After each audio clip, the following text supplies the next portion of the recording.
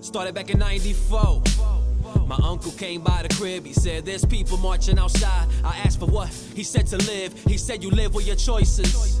Remember, they strip everything but your voices. Whenever they don't treat you equal, you do anything to make sure they hear noises. I looked at my mom like, Ma, can I go? But before I could even start speaking, I saw her standing with my coat by the door. I said my goodbyes. As we walking outside, I'm asking him why. He told me last night the cops in the Bronx killed a man named Anthony Byers. They choked him. They choked him. The cop said that he provoked them. Ain't wait for no ambulance, they drove him. The cop got acquitted. Despite all the evidence, cop got acquitted. We couldn't believe it, the cop got acquitted. The people I saw that were marching before are back feeling living like fuck Giuliani and fuck you Pataki and fuck all you people that don't see what's happening. They killing us one by one by one by one by one by one by one.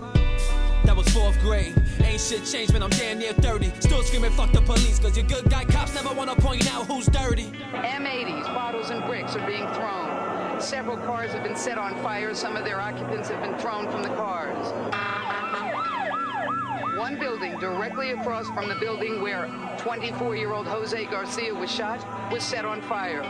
According to police, the protesters are not organized. They're traveling in bands numbering up to 200. So far, several demonstrators have been arrested. 2 police officers and a civilian have been injured in front of the precinct in Moved Washington. into the P's back in 92. Got a job working at the corner store across the street. It was cool having paper in high school, smoke weed right outside of Kennedy. Then I had a gun pulled on me while I work. I froze. Give me everything that you're worth. They took my respect. The little they left, I hated enough that it started to show. Joined the Navy. My family said, Mijo, you crazy. So I went and I started my own, right where I was stationed, and got a crib out in VA. Came back to the city, joined the boys in blue. And I saw how they beat on my brother. And there wasn't shit I could do. And I saw how they had beat my little brother with his pregnant girl standing outside of that pathmark on 207. Claimed that he fit through the script of a robber, but ain't found no stolen goods or weapons. And there still wasn't shit I could do. To this day, if you ask my allegiance, I'll tell you the truest of blue. Cause one day I was out in the streets pursuing a perp, high off a weed with a bundle of perks. I told him to drop his weapon. He did it to make matters worse. He caught me in the arm, it was so bad that the PD said I never get to work again. And I never been back. To this day, it still hurts.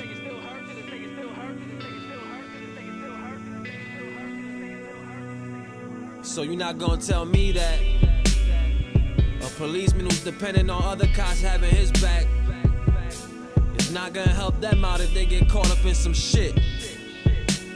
Be it anything from a traffic violation